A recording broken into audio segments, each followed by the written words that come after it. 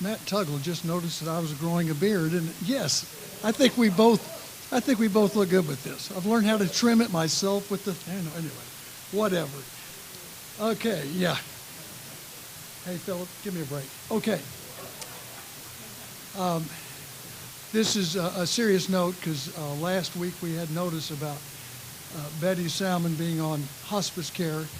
Orv lost his wife, Betty, last Friday, and they had been married 73 years come this November.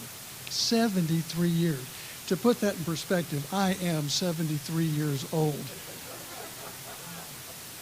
So, Betty was, her service was yesterday, and I know Eric Heitkamp made it down there. I know Richard Stanford did.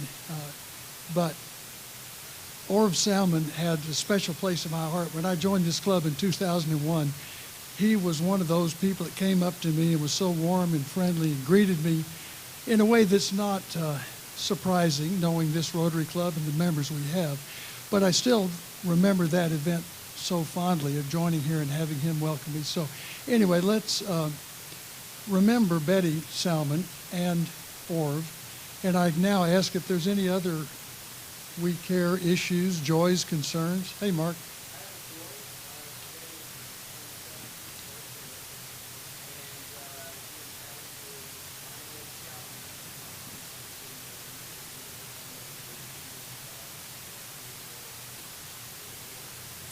Awesome. That is a joy. Excellent. Congratulations on that.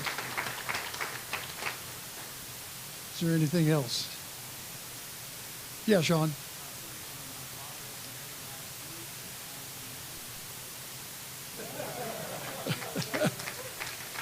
Woohoo! Oh boy. Okay, if there's nothing else, let's bow our heads and go to the Lord in prayer.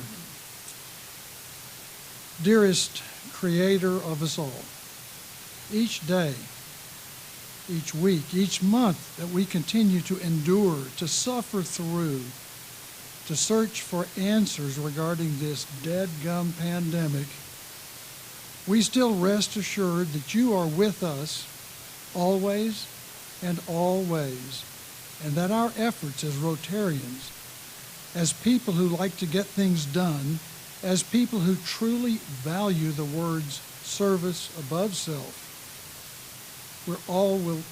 are and will be fruitful and worthwhile. In fact, thank you also for helping us to be people who enjoy helping others and thereby take the emphasis off of our own lives, off of ourselves, and put it with others.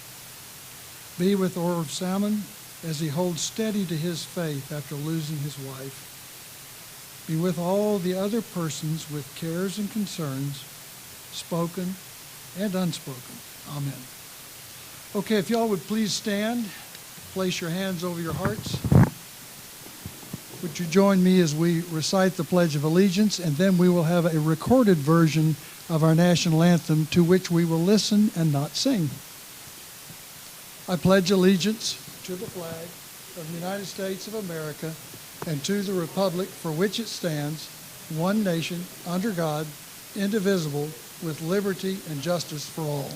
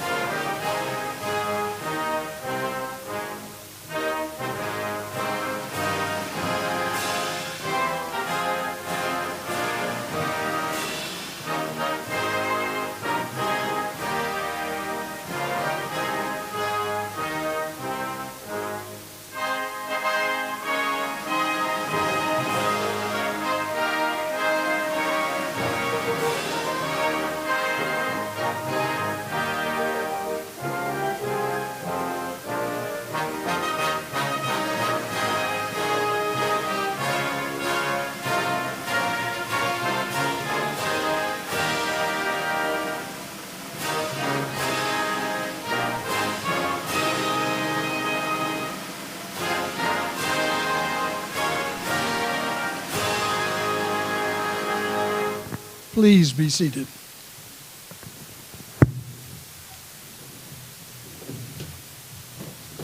Thank you, Lee. Appreciate that. And please remember Orville. He's a very, very valuable member of our club and has been around a long time. I believe we have some guests in the room, and we are looking forward to meeting you and hearing a little bit about you. We'll start over here on the left.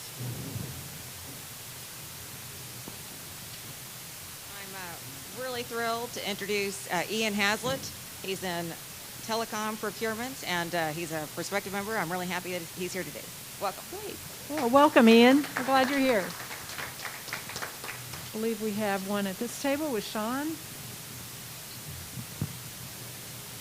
I'm happy to introduce a lifelong friend of mine. He was put service above self. He was with the Boy Scouts of America for 39 years. Oh, He's wow. now mentoring many different young men.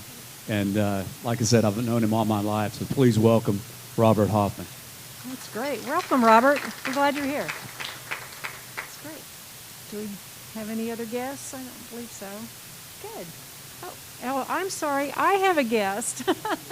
Well, that's embarrassing. Go ahead. This is I'm my Kevin husband, Jeffries. Kevin. Okay, you hear me. The lucky spouse of your current president, Barb Jeffries. So happy to be here. I'm glad he caught my eye, waving me down. Me. All right. Well, Sean, you're nearby. I'd like to see if you would both come up and do the Marketplace Advertiser, but also I'd like to recognize you as being on the board of directors, and this is a pin that I picked up with this year's RI logo. Good. Okay, our advertiser today that we want to spotlight is none other than Mark Neese with SyncLab Media. Mark is in the back right now handling our audio, video. He's a native Texan who enjoyed living in many parts of the United States and traveling around the country. He's got a passion for golf, the environment, and social causes. He returned to Dallas in 2003 to settle in with his growing family. He's assistant scoutmaster with his son's Boy Scout troop.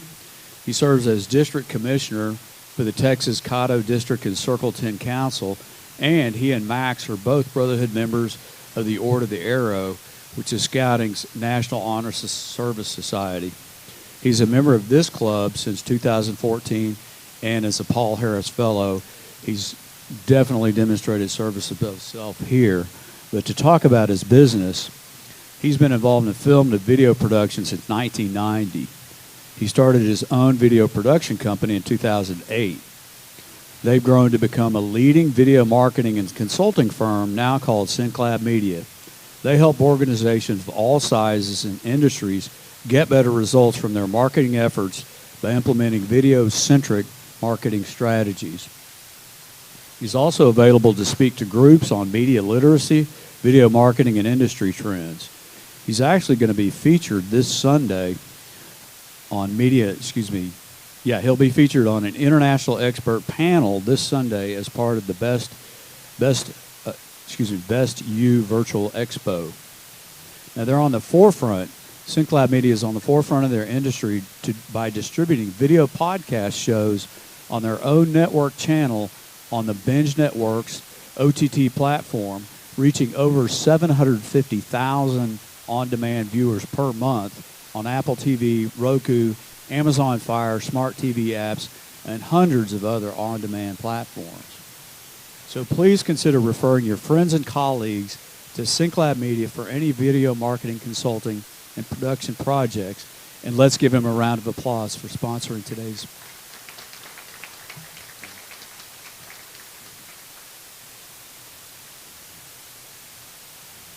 Thank you, Sean, and thank you, Mark, for your contribution.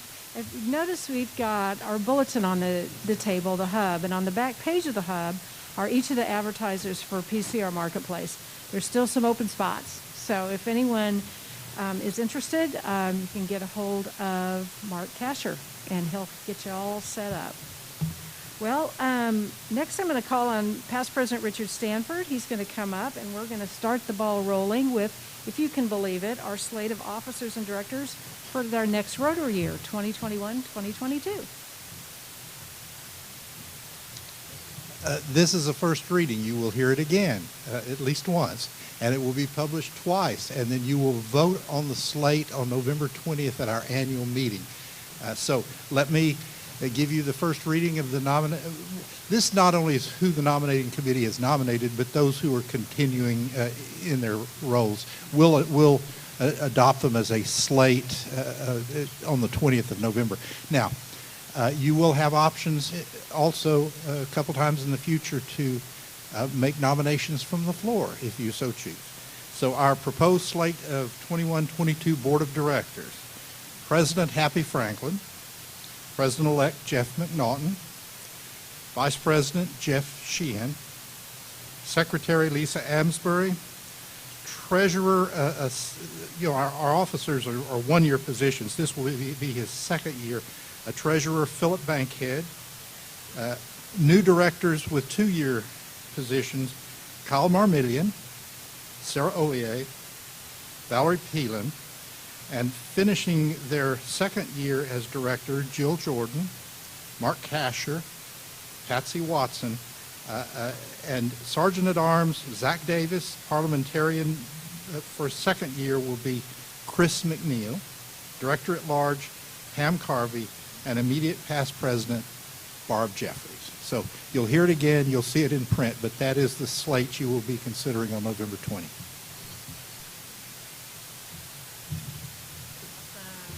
Thank you, Past President Richard. We are looking ahead already.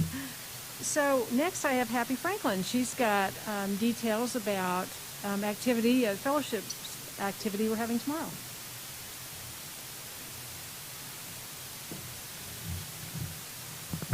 Thank you, Barb. And if you'll look on the corner of the slide, you'll see our new logo for our club. Isn't it pretty? It's just so exciting.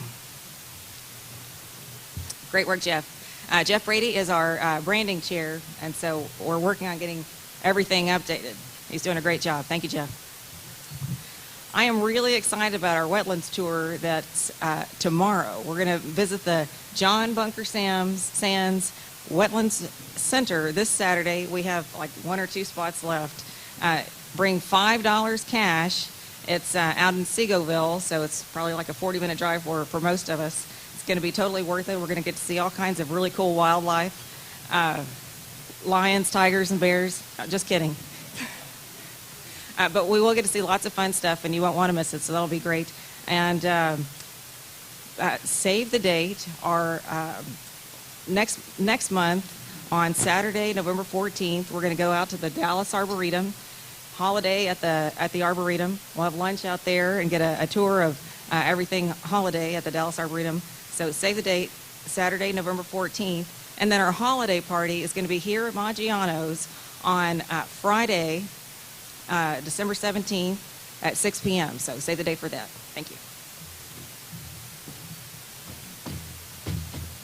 Thank you, Happy. Well, I tell you, if you want to have a good time, you just have to follow Happy around. She knows what to do and where to do it. And so last thing I want to mention before we get to our speaker today is we just appreciating you that made reservations in advance to join us today at this in-person meeting, whether you're eating or non-eating. It looks to me as though we have, and Patsy may know this for sure, it looks like I see 3 open spaces. So if we have some non-eaters that are hungry and it smells good, you can, there you go, Scurry says all in. Just $20 to the gal at the door, and there's no reason for this food to go to waste. You can also, if you want, ask for a to-go box, and they'll bring that to you, and you can package either what you haven't had, or if there's you want to just take one for you to take home for dinner. Looks like there's enough for maybe 2 or 3 meals on that plate of lasagna. So those of you that are listening virtually, we'd love to have you join us if you're comfortable with that. That's completely up to you. But we are glad that you are out there virtually, being the best Rotarian you can be. All right. Well, I'm going to introduce Jeff Brady now, who looks like he may have to take his meal to go. And he'll introduce the speaker. Here you go, Jeff.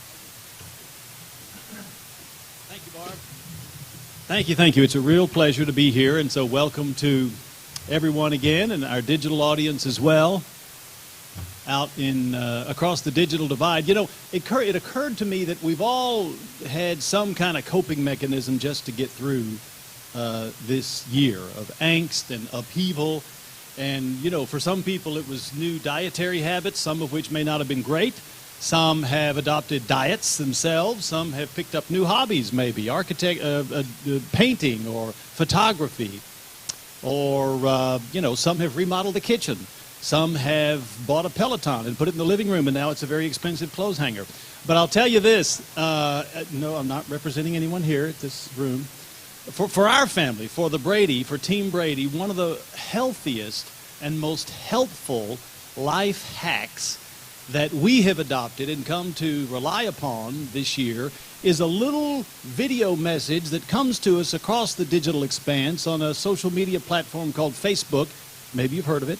And it comes to us every morning. It is consistently uplifting, enlightening, helpful, motivational, insightful, and timely. And it's now become our favorite TV show, and our kids, in fact, call it Tuggle Time. And we love it. We really rely on it. And, in fact, my youngest kid has written a jingle. You know, meet Matt Tuggle on the double. I won't sing the whole thing, but, Matt, if this goes mainstream, we want to be at the table when that thing goes mainstream. Matt Tuggle is our executive pastor at Highland Park United Methodist Church. And he is such a gifted communicator that it doesn't matter if he's in a pulpit or sitting in a lawn chair on his front yard at dawn talking into what I assume is a little iPad or a cell phone to create a message that goes out across the expanse and even out of state, because Matt, my mother-in-law, watches regularly Tuggle Time, and she's in Steamboat Springs. So you've got a big audience. Clearly, but it has been such a benefit to us, and it's a real example of a ministry continuing and adapting and making a real difference regardless of the confines of a physical church. We've watched him walk through Acts, and now we're walking through Genesis. We've watched his beard grow in. We've watched his assortment of baseball caps. Those have been very interesting, a lot of local affiliations, some out of state. In fact, I made the mistake of assuming that a scripted A on his cap one time represented the Crimson Tide, Alabama. I was quickly corrected. That is not the case. But Matt grew up in Georgia and Virginia, made his way here several years ago in pursuit of a seminary degree at SMU and a young lady named Amy. He managed to land both, amazingly, and so he and Amy now have 3 kids. He was in youth ministry for 10 years at our church. And now he is the executive pastor of Highland Park United Methodist. We're delighted to have him here. He's an incredibly gifted communicator, and it gives me great pleasure to introduce him. So please join me in giving a warm Rotary welcome to Minister Matt Tuggle.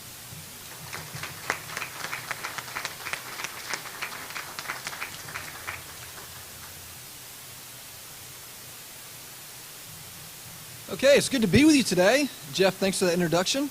And I'm glad you're a part of it. Nobody calls it Tuggle Time but y'all. So I call it an online Bible study. But thank you for that introduction.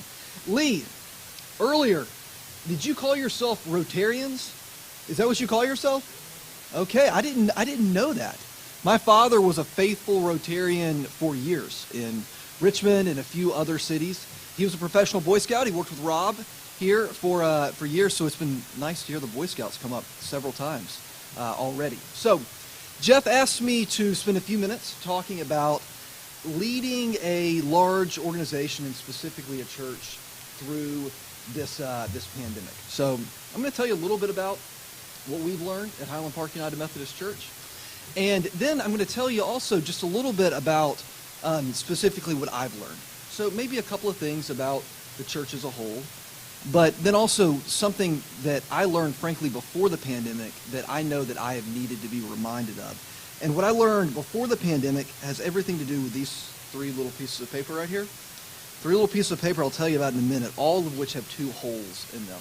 This was a lesson that I learned about 2.5 years ago that I think I needed 2.5 years ago, but that I know that I have needed these last 7 months. So I'm used to preaching, which means that I'm used to praying before I talk. I wasn't planning on doing that, but y'all prayed earlier, so I figured that's going to be all right. So let's take a moment, let's pray together.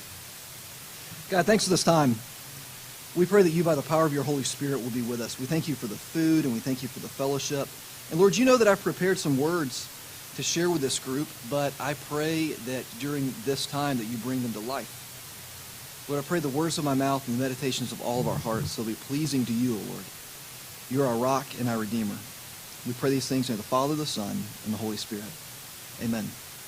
So I'm going to give you an overview of what 2020 has been like for Highland Park United Methodist Church, and then, like I said, a couple of lessons. So January 1st of 2020, we were confident that we knew what the biggest challenge that we would be navigating in 2020 would be. We knew exactly what it would be. Every leader at Highland Park United Methodist Church woke up on January 1st, and we knew exactly what we were facing. Our denomination was going to split in 2020. We all knew that. Our denomination has been in turmoil for many, many years, and everything was going to come to a head at a global meeting in May of 2020. Our denomination has been arguing about a variety of things for a long time. Unfortunately, what it all kind of centers around is the question of human sexuality, as it has with many other organizations. That's what 2020 was going to be defined by, was our denomination splitting and our church responding to that. Little did we know, of course, in January 2020, that the meeting in May would actually never happen, and that 2020 would be defined by something completely different. January 13th of 2020, myself and about 100 other members of the church, including my wife, and about, I think, 6 other people in this room, amazingly, went to Israel, went to the Holy Land. It's an amazing trip. It's hard to believe that it actually exceeds your expectations, but I think any of them would tell you that it actually exceeds your expectations. But I tell you about that, I tell you this. About halfway through that trip, I got sick.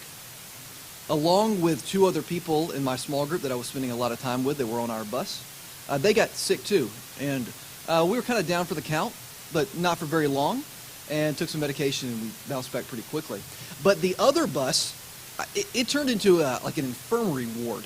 I mean, the other bus just hacking, coughing, I mean, just the whole 9 yards. Richard, you weren't on that bus. You were on our bus. But was he? Oh, I think everybody here was on our bus.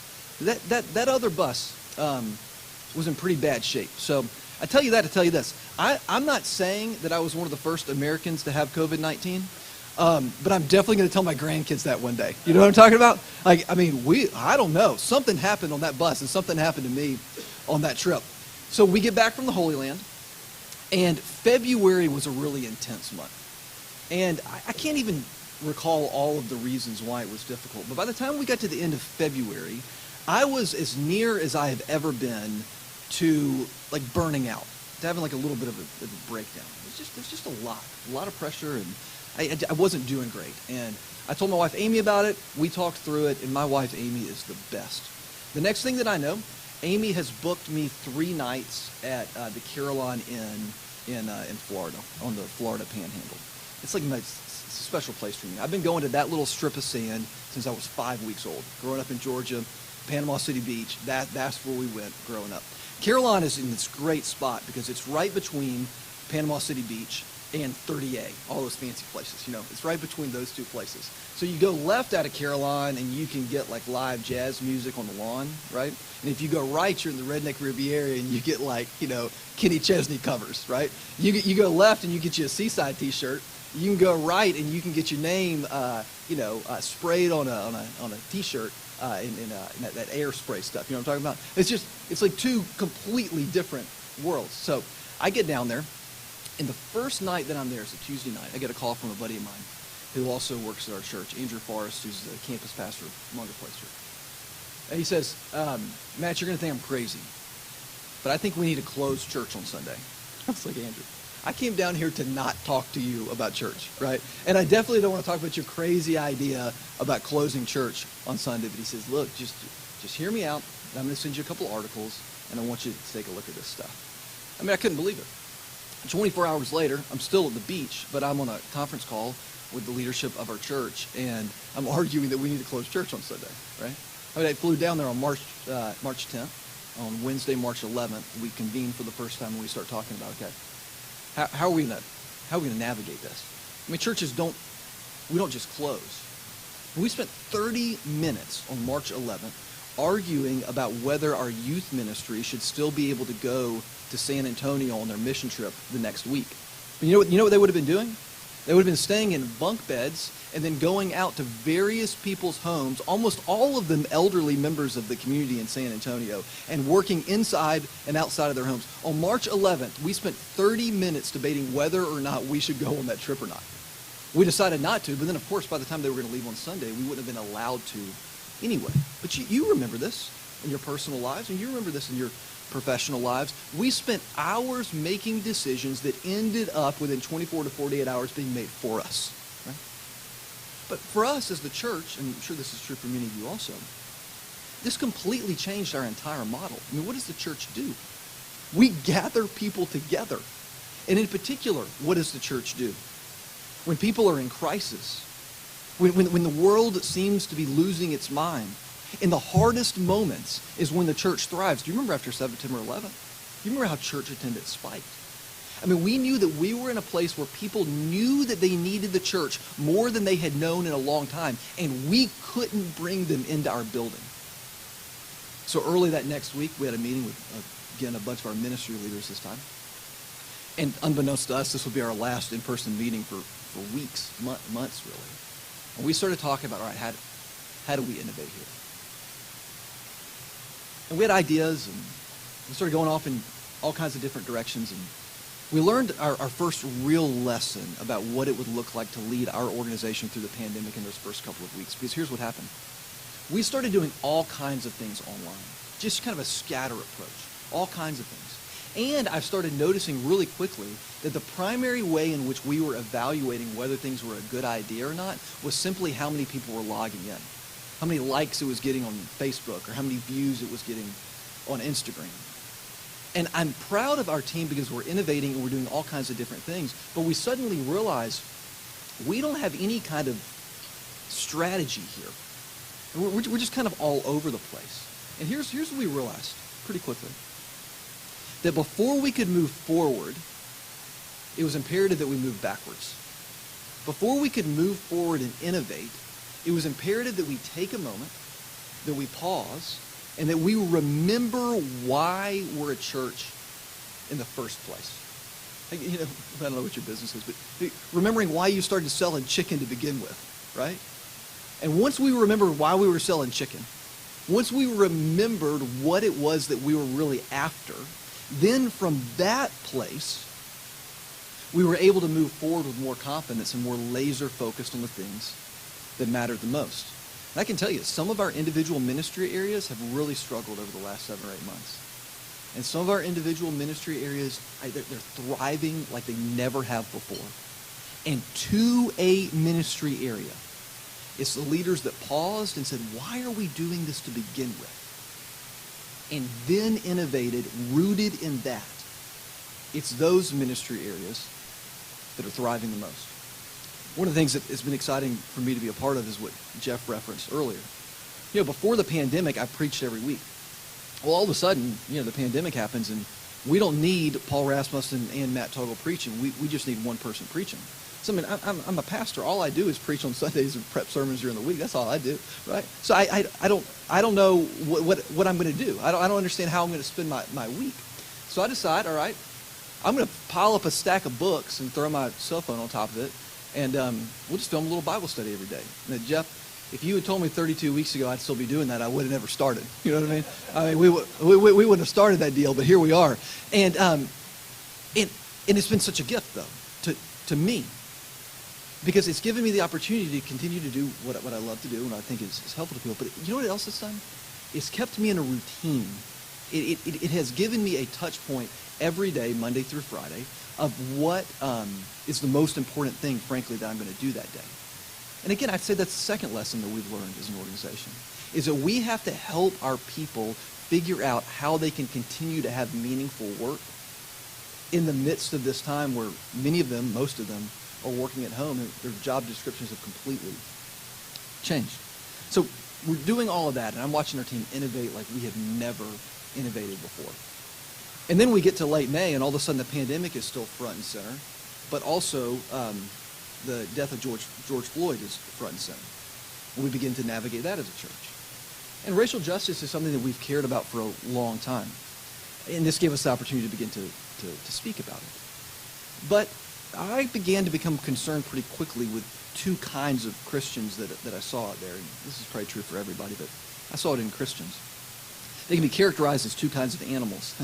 I began to see many of my Christian brothers and sisters becoming turtles, kind of holding up and really only listening to kind of the echo chamber and not wanting to hear anything that they didn't already believe.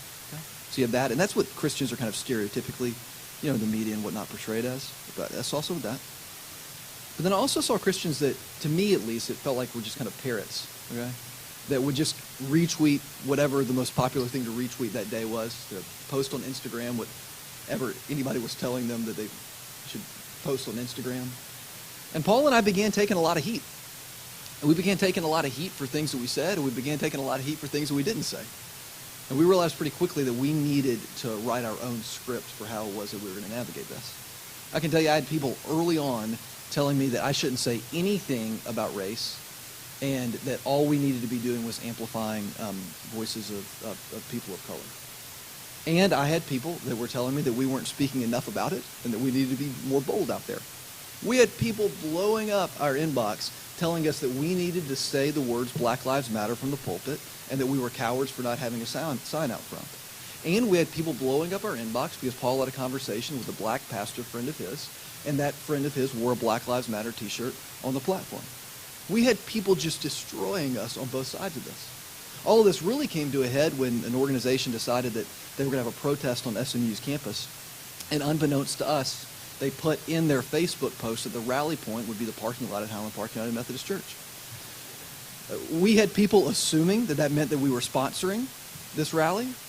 And then when we chose to distance ourselves from this particular rally, for a variety of reasons, but partly because one of the organizations that was actually sponsoring this was the Party for Socialization and Liberation, Socialism and Liberation. We decided to distance ourselves from this. We sent out a very thoughtful, I think, worded email that said that we were not going to be involved in partisan politics.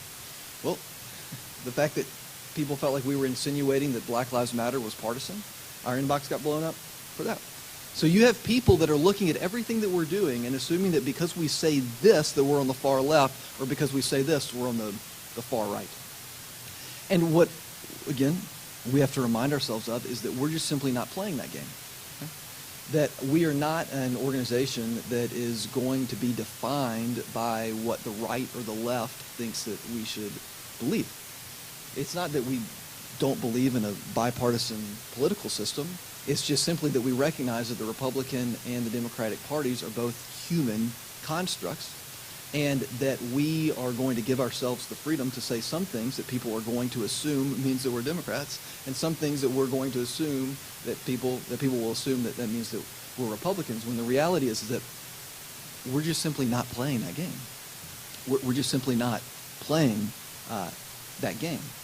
So I preached on that one Sunday, and I got a little fiery. And some people asked me why I was so fiery. And I was fiery, and I think that I would have been anyway. But here's the real reason that I was fiery. As you members of the church probably don't know this.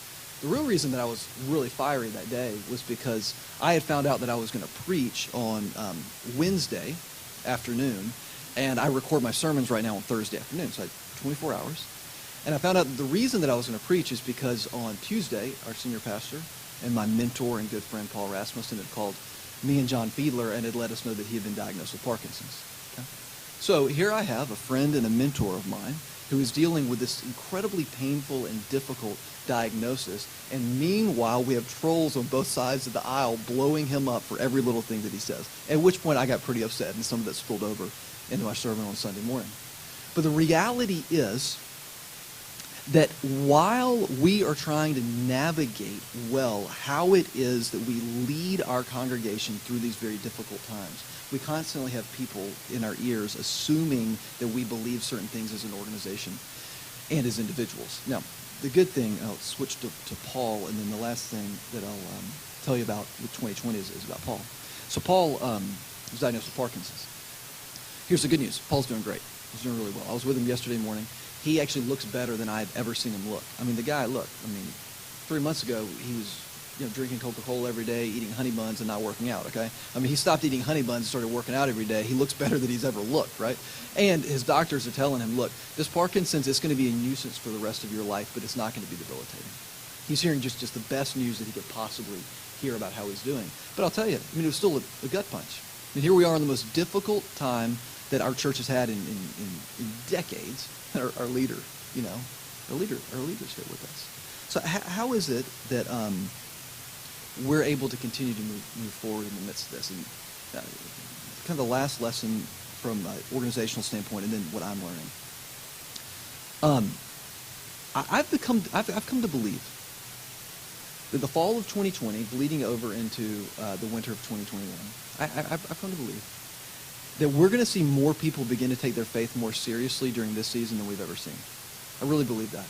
That's a part of what's keeping our church going. Now, does that mean that we're going to have more people involved in the church than before? No, I actually don't think that. I think it's going to be a smaller group, but I think that it's going to be a more fierce group. Dallas Willard said it won't be churches filled with Christians to change the world, but it will be little pockets of disciples. People taking their faith more seriously. I am watching spiritual giants. Lee, I think about Vance Gilmore, good friend of ours, mentor of mine. I am watching him, who is already a spiritual giant, take his faith even more seriously. And I'm talking to, I think about one young man in particular, he's 41, who has come back to the church for the first time since he was 18 years old.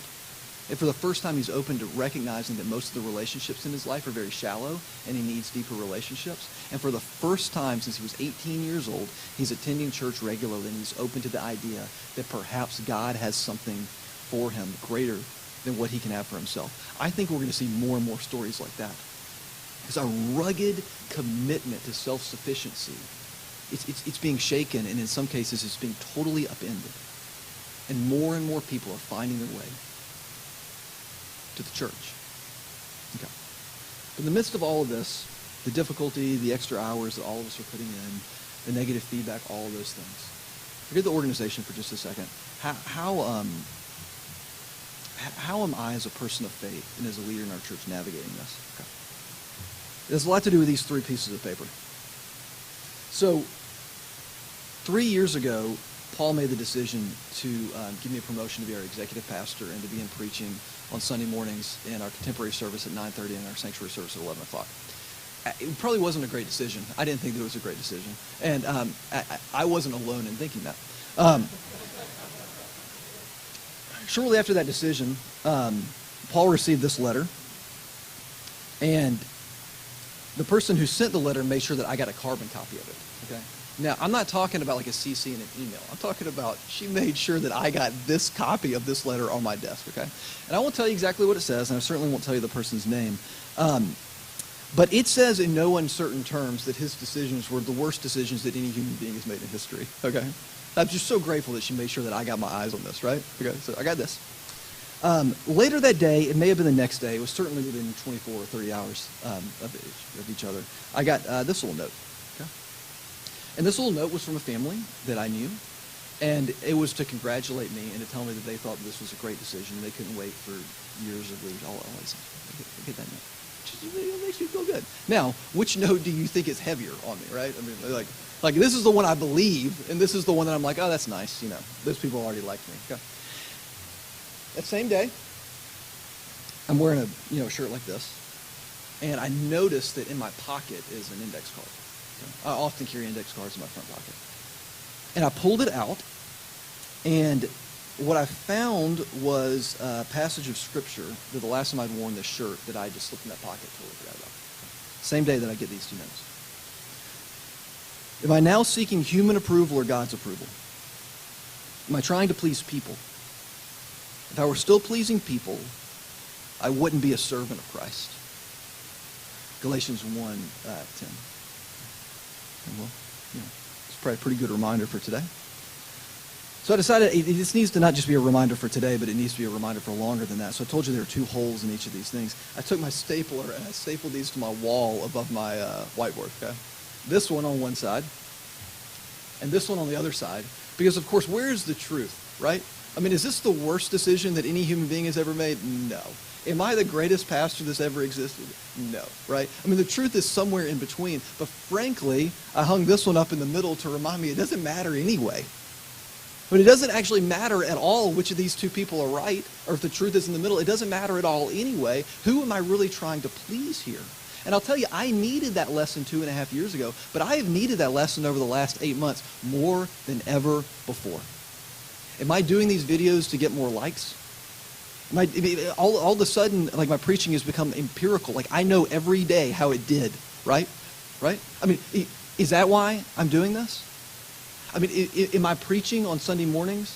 Am I giving Paul advice on how we lead through racial injustice based on whether or not we'll get emails from the right or the left? Or are we genuinely seeking to do what we believe that God is calling us to do?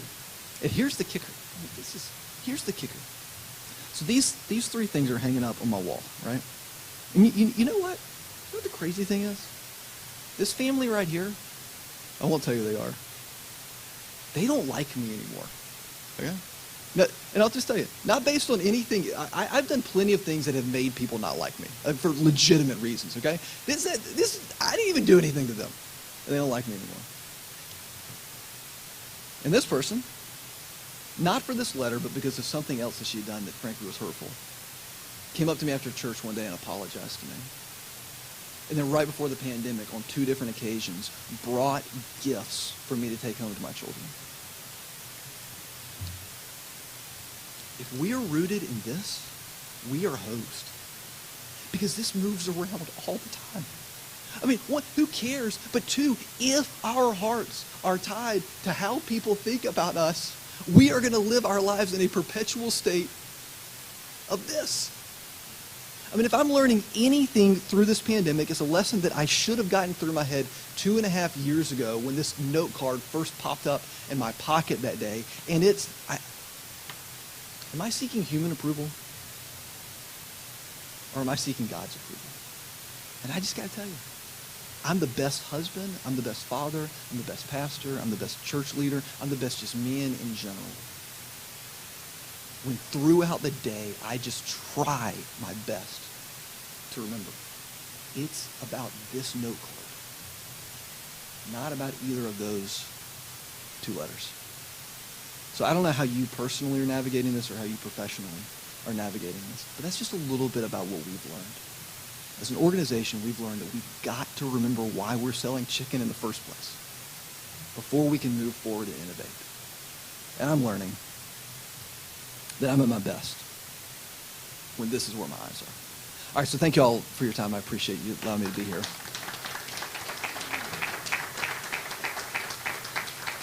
Jeff, did you want me to take questions? It's up to you.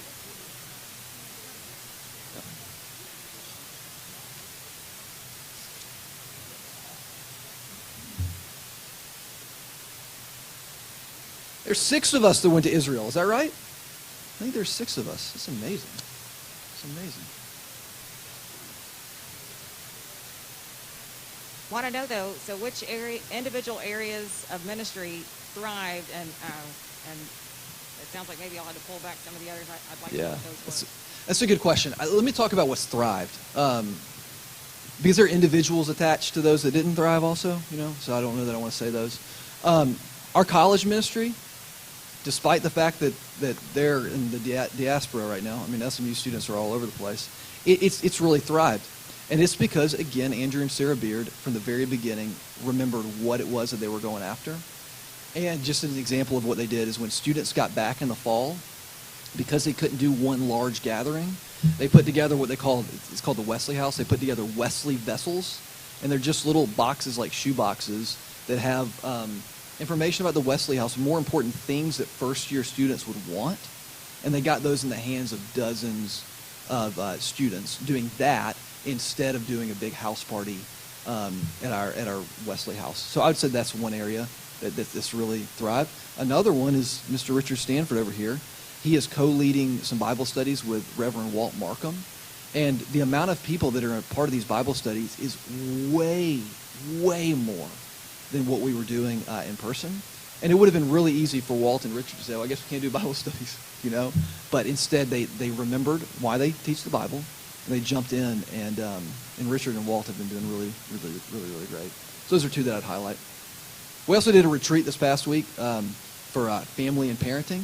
We've always tried to do these things in person. Nobody shows up.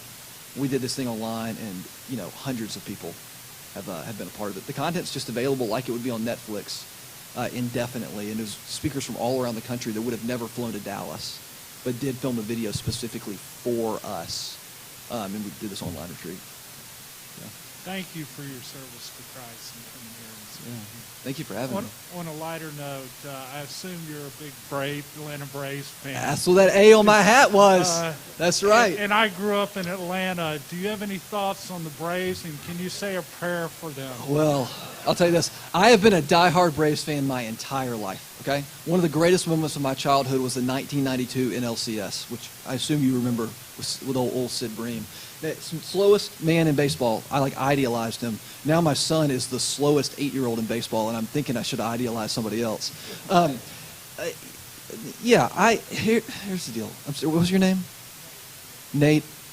I'm torn because Clayton Kershaw is a member of our church, and I really would like Clayton to get a ring.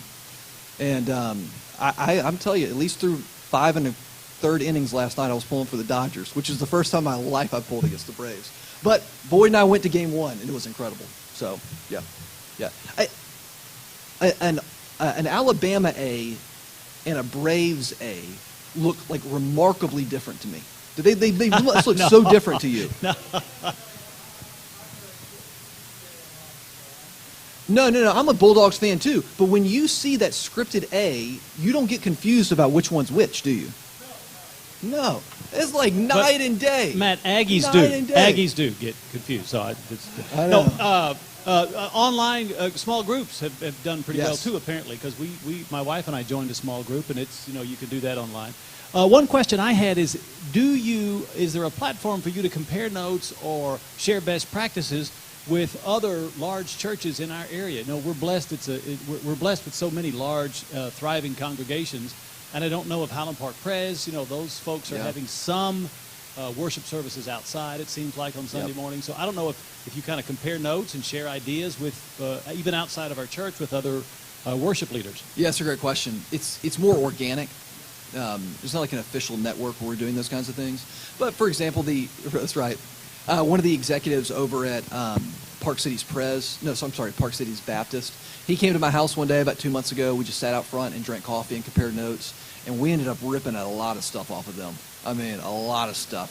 He gave me this 20-point PowerPoint, and I basically just turned it into, I just put our logo at the top of it, He knows that. So mostly it's organic, but we have lots of these conversations, and Paul does with their senior pastors quite a bit also. And as of right now, the plan is, so we have not had in-person worship for, this Sunday will be 32 weeks. Okay? The plan is in the 33rd week of COVID for us to have in-person worship for the first time. Now, last time we intended to do that, it was in early August, and we had a spike, and we weren't able to do it. So here we are again.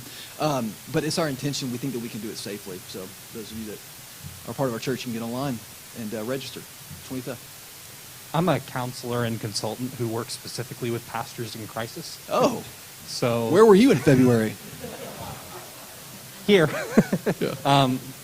But yeah, beyond what you've already shared, do you have any advice for pastors who are currently experiencing mental health issues or breakdowns or struggling with burnout? Yeah, that's a good question. One of the best books that I read this year was a book called The Relentless Elimination of Hurry, if you're familiar with it, by John Mark Comer. John Mark Comer is a very, very successful pastor in Portland, and he kind of walks through a season when he had a breakdown. And basically what he talks about is just the cultural norm of harriedness, it's Russian. And I'm suggesting all of my pastors' friends to read that book. And the standard advice, at least I give, and I mean, you're the expert here, is I tell people all the time when they are in difficult. Any of us can sprint for a while, and the reality is that if you're going to be a pastor, either a solo pastor at any church or a pastor at a big church, there are going to be seasons where you have to sprint. You just have to be wired that way. But it's easy for the sprint to go further than it can. And that's what I have to remind myself of. And frankly, Amy has to hold me accountable to is I can't let the sprint turn into a marathon. So Like right now, I'm sprinting. Right? I mean, I have to sprint for the next 4 or 5 weeks. And I'm not going to complain about it. I'm going to whine about it. I'm just going to do it. But then if that carries over beyond that, then I know that I'm in trouble. So, yeah, you're the pro, though. Hey, Matt, this is a little bit different topic. Is it true that you met your wife at Camp John Mark while you were both volunteering down there? Lee, that is not true. No, but I know where this is coming from. So Amy and I met through her cousin, who was my best friend in college. Okay, spring break, my junior year, we didn't have any money, but we wanted to do something. I went to college in Virginia, and grew up there, and so we came to Waco. Okay, because his dad. This was before Waco was cool. His dad lived in Waco. Okay, Amy and I met there. Okay, but here's where this is coming from. 2 weeks before Amy and I got married in 2007, Amy was the director of Camp Joint Adventure at John Mark, and she and I went out there, and I spent a week as a volunteer while she ran that camp from Scottish Rite side. So that's where that's coming from. Yep. And that's when I met the Gilmores. Yeah. You're right about Vance, by the way. Vance and Karen are, I tell people if they haven't ever met them, they need to, because their life will be better Yes. after they've met them and experienced their presence. It is pretty amazing. Camp Joint Adventure, by the way, for those that don't know it, are for juvenile, people who have juvenile arthritis, a very difficult issue for people. In fact, one of the reasons Vance had to retire from camp is his arthritis is acting up on him. But anyway, enough of that. I'm glad you two met wherever it was. Yeah, thank you, Lee. That's where that came. Y'all get it? It's for kids with juvenile arthritis. Camp Joint Adventure. You get it? You get it? Yeah, it's pretty good. That's pretty good. Thanks, Lee. Okay, hey, thank y'all so much.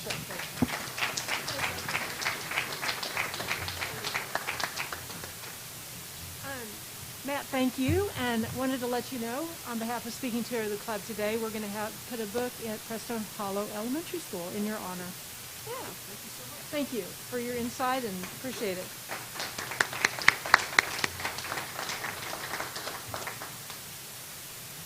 Well, that was wonderful, and I think any business or large organization, whether it's civic or service or profit or not-for-profit, we learned a lot.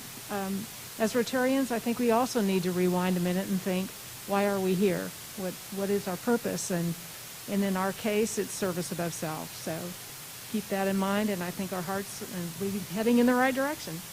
Well, next week's speaker will be Meridian Zenner with Cooper Aerobics, and she'll be here talking. Her topic is Fit to Lead. So we'll go from the spiritual to the physical next week. The chair of the day is Rob Levy. We look forward to that. We are going to wrap up the meeting today with Mark McGuffin, a new member, is going to come and lead us in the four-way test. It's either on the screen or there on the banner. So if you would all stand. From here, yeah. And you're done, Mark. I do have a comment for Matt. Great message, Galatians 1:10. I kept waiting for the invitation. But that's a different church. All right.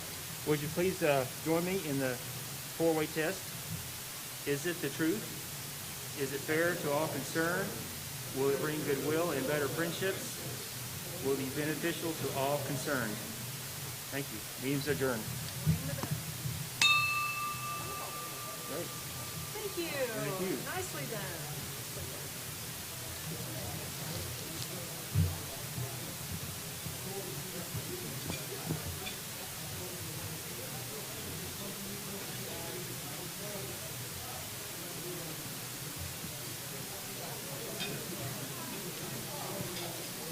I can't. I'm going to go out of town. I'm going to be quilting with my girlfriends for 3 days. That's special. Okay. I'm sorry to miss it. Are you going? Yeah, I'm going to go. That sounds fascinating. Yeah, it does.